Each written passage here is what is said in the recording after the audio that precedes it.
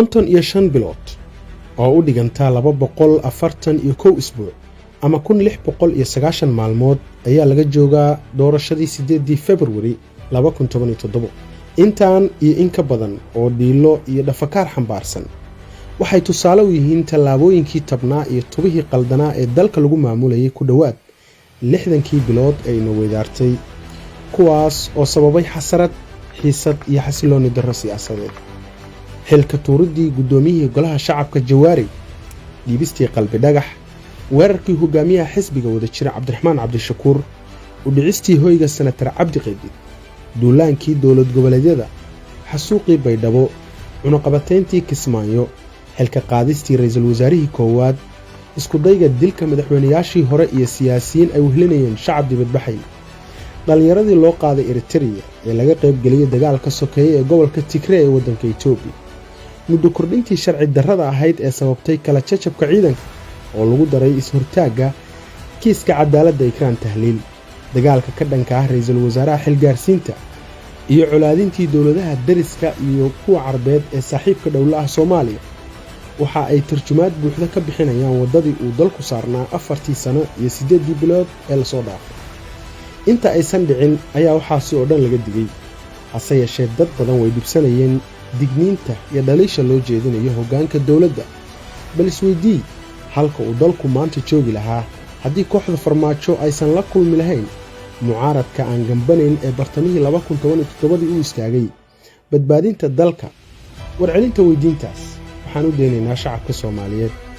haddii uusan jirin mucaarad si togan u tilmaama qaladaadka madaxda, waxay dowladnimada dhaxal siisaa dheelis iyo dhinac u badasho darxumo dhasha.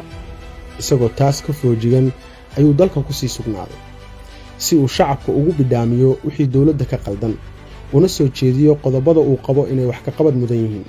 dhaliil jeedintu kuma koobnayn hoggaanka dowladda ee waxa ay ku wajahnayd cid kasta oo si qaldan siyaasadda u maaraysa. qofkii dhahayo Cabdiraxmaan waa mucaarad ama wadajir waa mucaarad, mucaaradnimada annagaan u soconno waa constructive, waa midda aad ku nimcaysanaysaan oo Norway aan ku joogno oo dowladdiina Norway check and balance in kaga hayaan mucaaradka in kaga hayaan. haddii loo daayo awoodda nimanka xukunka haysta oona mucaarad check and balance ku sameeyaysan lahayn, waxay rabaan iska sameey lahaayeen. annaga waxaan rabnaa in la dhiso institutions, ma rabno individuals in la dhiso.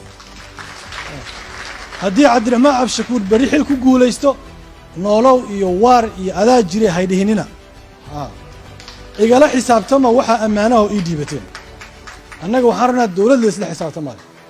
Sayyidina Cumar bin Khadaab asoo khudbaynayo member ka hadlaya masaajidka dhexdiisa ayaa nin reer baadiya saa intuu fiiro oo dhaa khudbadaas ay ku dhageysanayna 2 go dheeraad ah wadataa.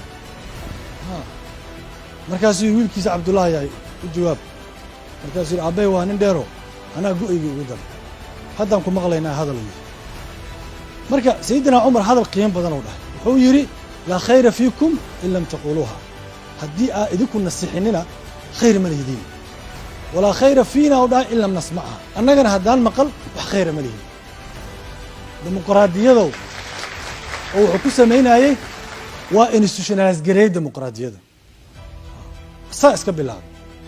magarat annaga markii waxaan rabnaa ma rabno in individuals la dhiso, waxaan rabnaa in institution la dhiso.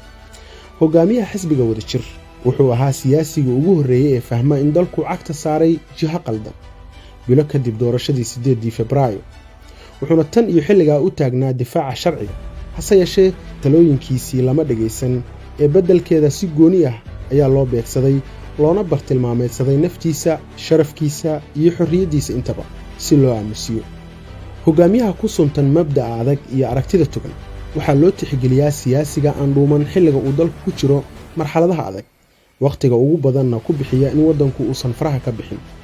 hogaamiyaha xisbiga wadajir wuxuu in muddo ah keligiis ku ahaa halganka loogu jiro in waddanku uusan dib ugu laaban gacan kaliga talis. halis aan dad badan u muuqan ayuu bidaamiyey xilli ay adkeed in lagu dhiirado in nidaamka hadda gobolkiisu dhacay la mucaarado.